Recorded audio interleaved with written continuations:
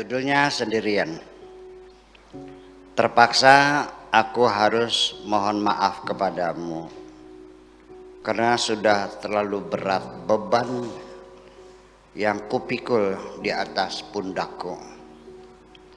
Sekarang aku sudah tidak mampu untuk memikul beban yang lebih berat lagi. Orang yang meninggalkan dirimu, orang yang meninggalkan diriku pada saat aku sedang sangat membutuhkan. Mana mungkin ketika kembali aku percayai lagi. Baru saja rasa piluku sudah mulai berkurang sedikit. Ketika aku menemui seorang teman yang memberikan perhatian kepadaku. Engkau datang lagi dengan membawa sekuntum bunga mawar merah merekah seperti bibirmu sambil mengatakan, rinduku kepadamu semerah mawar ini. Aku jadi semakin bingung. Andaikan aku tidak berusaha untuk meningkatkan kesabaran dan berdoa kepada Tuhan, mungkin saja aku sudah menghembuskan nafas terakhir akibat tercekik menghadapi kenyataan. Sejak sekarang aku sudah tidak lagi mencari kebahagiaanku dalam dirimu. Andaikan tidak aku putuskan demikian, tentu nanti pada akhirnya aku akan sendirian. Alasanmu meninggalkan diriku yang pertama adalah karena situasi dan kondisi. Dapat aku maklumi, tetapi ketika alasan berikutnya karena takdir, akhirnya aku mengerti. Tidak ada jawaban lain kecuali aku harus belajar untuk melupakan dirimu. Bagiku, melupakan itu bukan persoalan yang sulit. Karena melupakan itu bagiku hanya merupakan latihan imajinasi untuk beradaptasi dengan realita yang ada.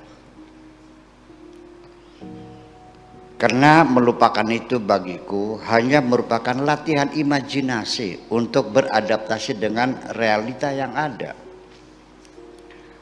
Untuk melupakan dirimu tidak terlalu sulit. Tetapi ada sedikit kendala untuk mengobati bengkak di jantungku akibat kebohongan-kebohongan yang engkau lakukan dengan kesungguhan yang luar biasa. Akan tetapi yang paling aku khawatirkan karena kekecewaanku yang sangat mendalam ini bisa terjadi aku pergi melarikan diri dari diriku sendiri. Sekalipun demikian, aku berusaha untuk memaklumi saja. Dengan pertimbangan usiamu yang masih terlalu muda, mungkin karena belum banyak makan pengalaman dalam kehidupan ini. Nanti suatu ketika setelah banyak pengalaman dan engkau sudah mencapai tingkat kemanusiaan yang tinggi, kelak engkau akan dapat mengerti kesedihan hati seseorang sekalipun tidak mesti mengucurkan air mata di hadapanmu. Aku sendiri sebetulnya tidak mengerti kegilaan seperti apa. Kegilaan seperti apa yang sering mengetuk otakku. Sehingga aku terdorong untuk mengunjungi tempat-tempat yang banyak menyimpan bayanganmu. Padahal aku sudah mengetahui dengan penuh kesadaran bahwa mengunjungi tempat-tempat itu hanya akan mengundang kenangan lama dan menambah rasa sakit di hatiku. Sebaiknya ketika engkau ingin pergi, tinggal pergi saja, sudah selesai. Tidak perlu membuat banyak alasan, apalagi dengan menyebut-nyebut kelemahanku. Sesungguhnya, wahai kekasihku, untuk melihat kehidupan yang sesungguhnya bukan hanya melihat yang mengambang dan nampak di atas permukaan saja, tetapi apa yang terkandung di dasar yang paling dalam.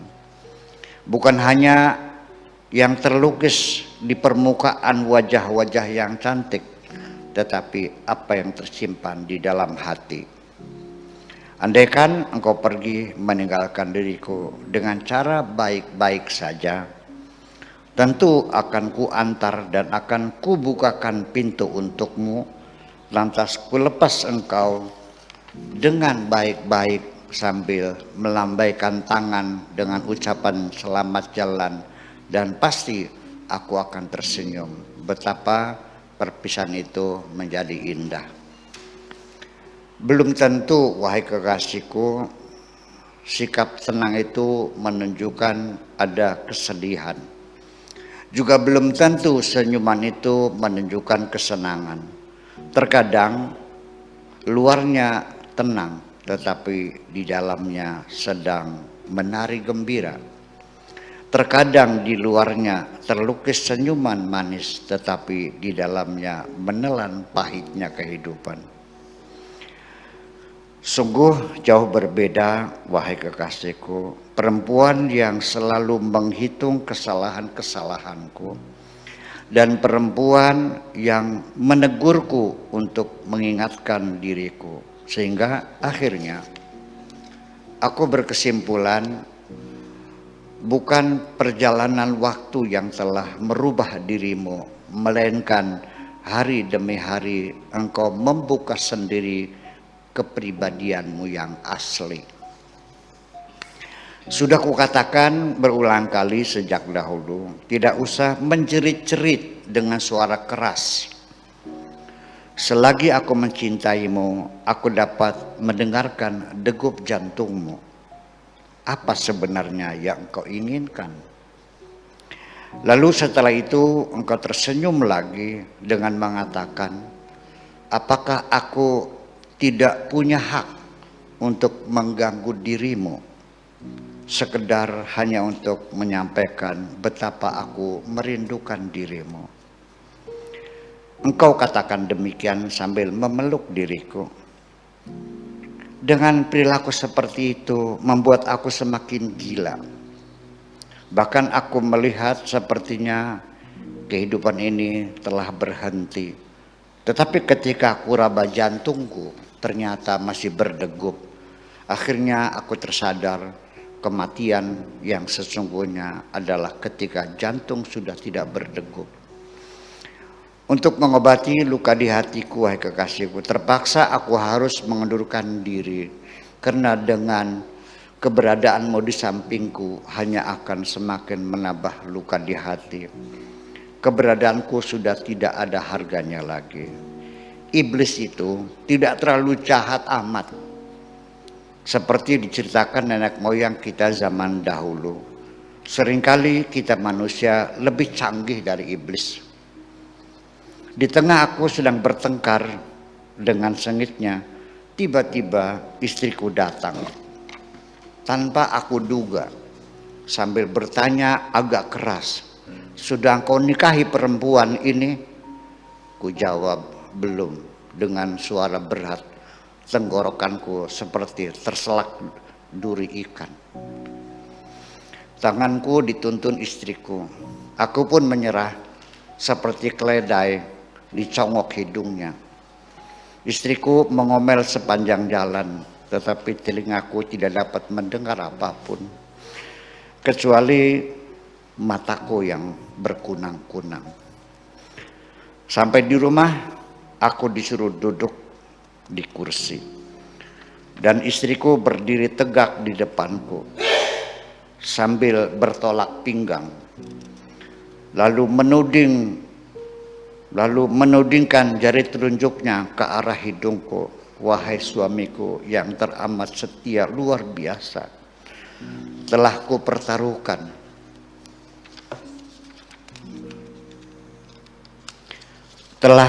pertaruhkan segala yang kumiliki untuk membahagiakan dirimu. Ternyata bola matanya berkaca-kaca lalu menggelinding satu persatu. Sudah engkau nikahi belum perempuan tadi? Katakan yang jujur. Apakah benar Tuhan selalu menuruti hawa nafsu lelaki? Apakah Tuhan tidak mau melihat penderitaan perempuan, lalu mengabaikan perempuan yang terluka hatinya? Apakah Tuhan melarangku bersedih hati? Apakah Tuhan melarang aku menuntut kesetiaan suami? Belum lagi selesai, tiba-tiba terdengar suara gelak tawa anak-anakku pulang dari sekolah. Istriku mengusap air mata sambil mengatakan, kita lanjutkan lagi nanti sore setelah anak-anak pergi sekolah madrasah. Terdengar suara istriku bercengkrama dengan anak-anak sambil tertawa terbahak-bahak. Anakku yang paling kecil setiap kali makan selalu ingin disuapi ibunya. Setelah itu aku tidak mendengar apapun, semuanya beku dan alam ini mendadak menjadi gelap gulita. Lalu aku pun tidak sadar diri. Terima kasih. Luar biasa.